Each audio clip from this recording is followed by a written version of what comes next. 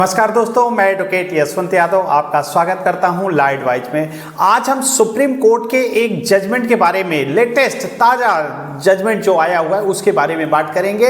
और ये supreme court में स्पष्ट कर दिया है, यदि आपका कोई चेक बाउंस होता है, ईसीएस बाउंस होता है या लोन लिए हैं, डिफॉल्ट कर गए, नहीं दे पा रहे हैं, तो कंप्लेन जो दायर किया जाता है तो किस क्षेत्र में दायर किया जाएगा, उसका क्षेत्राधिकार कहाँ होगा। जिस अकाउंट से चेक दिया गया है या जहां पे चेक डिपॉजिट किया गया है, पूरी तरह से ये क्लियर कर दिया गया है। आपका ईसीएस बाउंस हो रहा है, किस जगह पे हो रहा है। तो बैंक से अगर आप लोन लिए हैं, डिफॉल्ट कर गए हैं, ईसीएस बाउंस का केस हो रहा है या फिर चेक बाउंस का केस हो रहा है, कंप्लेन कहां दर्ज होगा, कंप्लेन जो दर्ज आपके ऊपर केस जो किया जाएगा वो कहाँ किया जाएगा। एनआई एक्ट जो होता है, चेक बाउंस का केस होता है, वो कहाँ किया जाएगा, किस क्षेत्र में किया जाएगा। उसी हिसाब से section 25 payment and settlement act में भी आपने लोन लिया है, डिफॉल्ट किया गया, ईसीएस हिट हो रहा है, तो उसका कहाँ पे केस किया जाएगा। इसके बारे में जो माननीय सुप्रीम कोर्ट ने, हम ज़्यादातर देखा गया है, आप रहने वाले मुंबई के हैं तो आपका केस होता है कलकत्ता में, आप कलकत्ता के हैं तो होता है अहमदाबाद में, अहमदाबाद के हैं होता है जयपुर में। तो ऐसे ऐसे जगह पे ये केस आपको दायर कर देते हैं, केस फाइल कर देते हैं, ताकि आपको हरास करना होना पड़ता है, जाना पड़ता है, बेल कराना पड़ता है, कलकत्ता जाना होता है।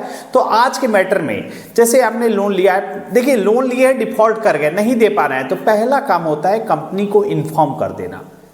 लीगल प्रायर नोटिस तो जरूर दे दीजिए। लीगल प्रायर नोटिस तो मस्ट है, क्यों? क्योंकि आरबीआई की गाइडलाइन है। आरबीआई खुद कहता है आपने लोन लिया है, डिफॉल्ट कर गए, नहीं दे पा रहे हैं, तो कंपनी को अवगत कराना उस आपकी रिस्पॉन्सिबिलिटी है, जरिए रजिस्टर्ड डाक एडवोकेट के माध्यम से।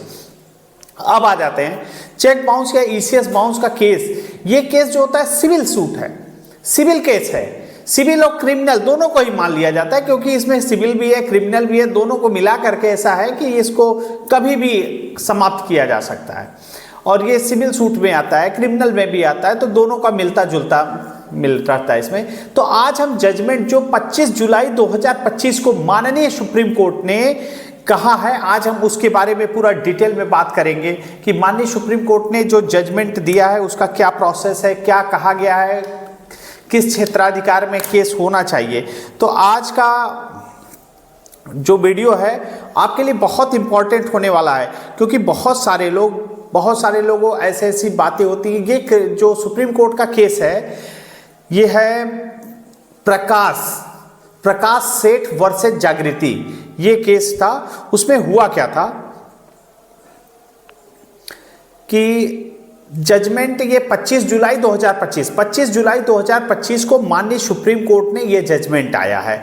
इसमें मैं आपको पूरा डिटेल, केस का डिटेल आपके स्क्रीन पे दे दूंगा, ताकि आपको केस नंबर क्या है, फाइल कहाँ है, कौन से कोर्ट में है, सब कुछ आपको मैं केस नंबर आपको स्क्रीन पे दे रहा हूँ।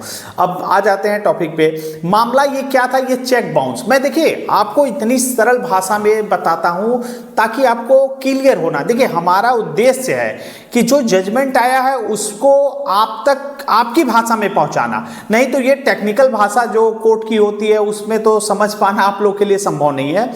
तो संभव नहीं है मतलब ये मत सोचिए कि नहीं है, कहने का मतलब होता है आपको आपकी भाषा में, ताकि आपको समझ में आ सके कि हाँ ये हुआ क्या है, मैटर क्या है।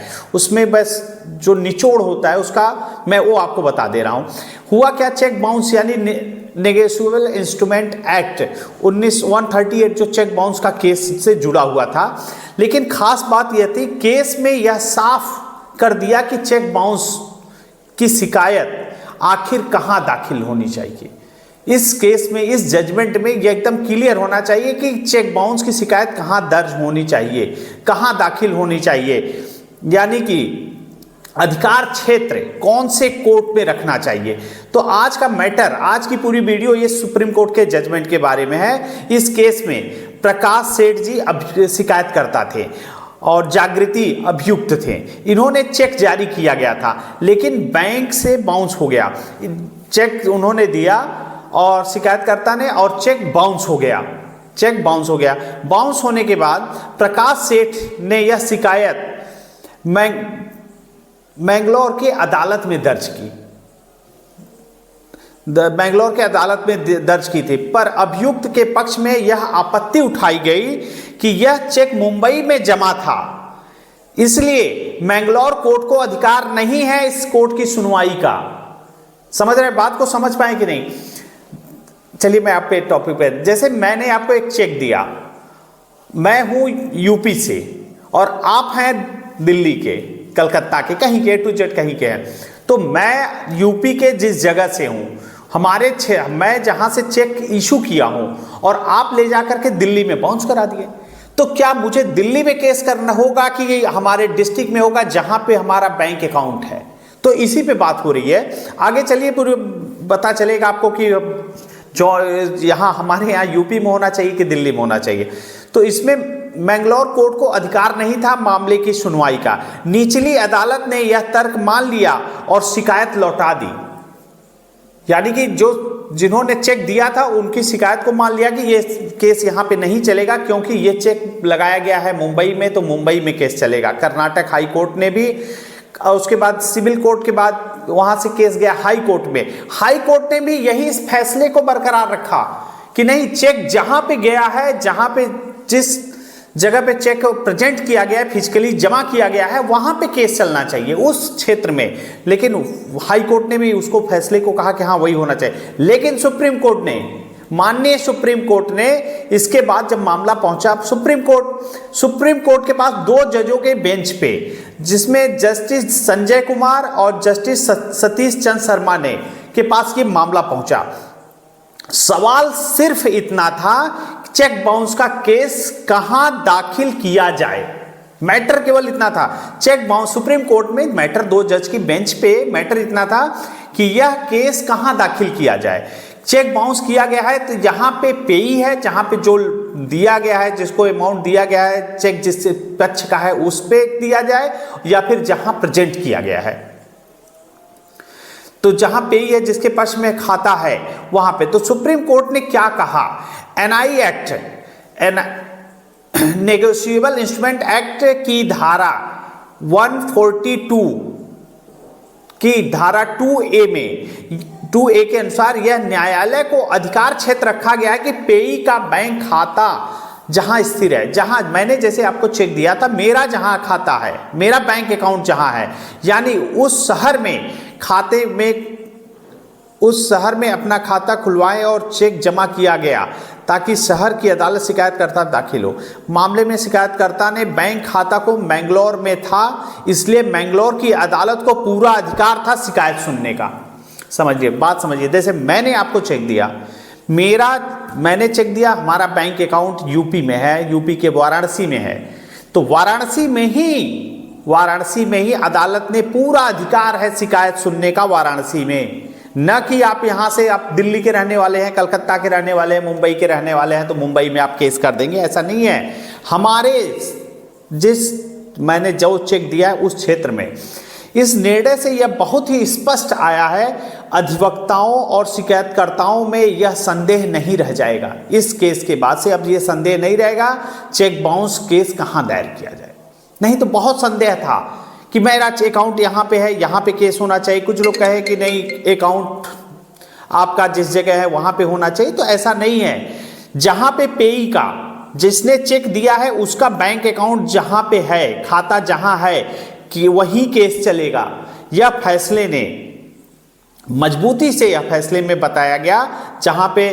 तो इसमें मुख्य पॉइंट क्या है, जैसे चेक बाउंस शिकायतकर्ता का अधिकार क्षेत्र तय कर दिया गया जहां पेई का खाता है। जैसे मैंने चेक दिया, मेरा खाता जहां है उस अधिकार क्षेत्र में ही केस दर्ज होगा।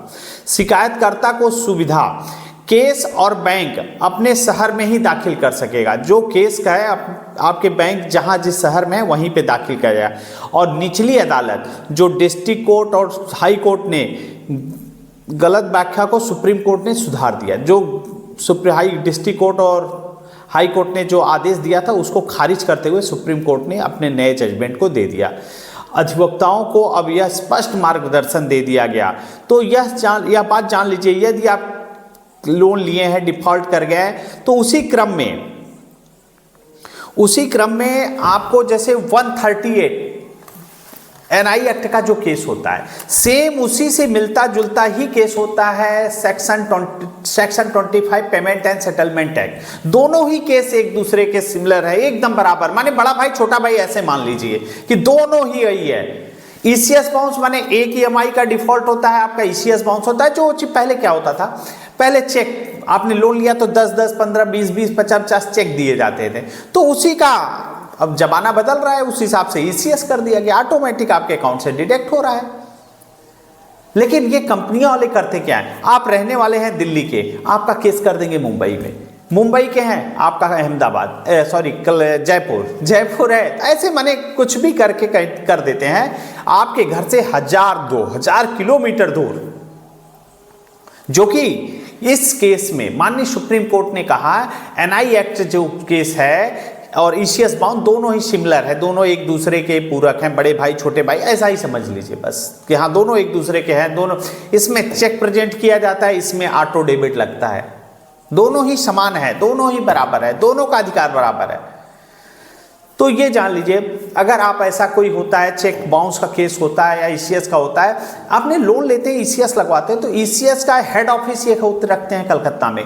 तो इसमें जो लोन का एग्रीमेंट करते समय आपसे सिग्नेचर क्या है, कोई भी आपके हमारे बीच में कोई विवाद होता है या कोई ईसीएस बाउंस होता है, चेक बाउंस होता है, तो इसका अधिकार क्षेत्र हम कलकत्ता रखेंगे, तो उस पर आप सिग्नेचर करते हैं, क्योंकि terms and condition loan agreement में उन्होंने ऐसे ऐसे शब्द रखे हैं, उस हिसाब से वो ईसीएस बाउंस कराते हैं, चेक बाउंस का केस करते हैं। लेकिन अब माननीय सुप्रीम कोर्ट ने ये जजमेंट में साफ स्पष्ट कह दिया है, एनआई एक्ट के केस में, चेक बाउंस के केस में, चेक जिस थाना क्षेत्र का है, जिस अधिकार क्षेत्र में आ रहा है, जहां पे आपका बैंक अकाउंट है, स्पष्ट ऐसे समझ लीजिए। आप लोगों को क्लियर हुआ कि नहीं, मैं बातों को कमेंट में बता दिया करिए, ताकि मुझे भी समझाने में आसान लगना चाहिए ना, कि आपको मैंने जो बातें कही आपको समझ में आना चाहिए। अब इसलिए मैं एक उदाहरण ले लेता हूं मेरा, जैसे मैंने आपको एक चेक दिया, आप रहने वाले हैं कलकत्ता के और मैं हूं बनारस से, मैंने अपने आपको एक मैं यूपी से हूं, आप कलकत्ता के रहने वाले, मैंने आपको एक चेक काट के दे दिया कि हाँ ये चेक है, आप इसको क्लियर कर लीजिए, और आपने उस चेक को ले जाके कलकत्ता में लगा दिया और चेक हो गया बाउंस, पैसे न होने का इनसफिशिएंट बैलेंस में चेक बाउंस हो गया। तो चेक बाउंस का केस कहां पे दर्ज होगा, कलकत्ता में होगा या फिर हमारे वाराणसी या यूपी में होगा? तो बस आपको ये क्लियर, तो इस जजमेंट के हिसाब से जिस थाना जहां पे हमारा खाता है, जिस बैंक अकाउंट हमारा जहां पे है, उस क्षेत्र में, उस क्षेत्राधिकार में ही कंप्लेन दर्ज होगी। ऐसा नहीं है कि आपको कलकत्ता में आपने एक चेक बाउंस कर दिया तो कलकत्ता में जाना पड़ेगा, ऐसा नहीं है। आपका इस अधिकार क्षेत्र जहां है, जहां बैंक अकाउंट है, वहां पे करना पड़ेगा। और उसके बाद जजमेंट की कॉपी चाहिए, मैं आपको जजमेंट का कॉपी पूरा प्रोवाइड करा दूंगा।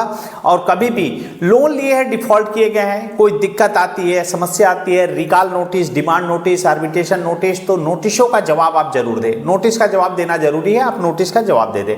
उसके बाद अगर आपके पास 138 एनआई एक्ट का या payment and settlement act section 25 का या 316, 318 जो धोखाधड़ी और अमानत में खयानत की धारा है, उसमें यदि कलकत्ता कोर्ट से, अहमदाबाद से, जयपुर से, कहीं से भी आपको नोटिस आता है, सम्मन आता है, सेम डे बेल हो जाएगी। मैं आपको एडवोकेट प्रोवाइड करा दूंगा, आपकी बेल करा दूंगा। और किसी प्रकार की कोई दिक्कत हो, समस्या हो, परेशानी हो, सरफेसी एक्ट का नोटिस आए, 13(2) का नोटिस आए, 13(4) का नोटिस आए या डीएम साहब का नोटिस आए, कोई भी नोटिस आए, आप पर्सनली हमसे मीटिंग कर सकते हैं, हमारी टीम से संपर्क करके आप पर्सनली हमसे मुलाकात कर सकते हैं।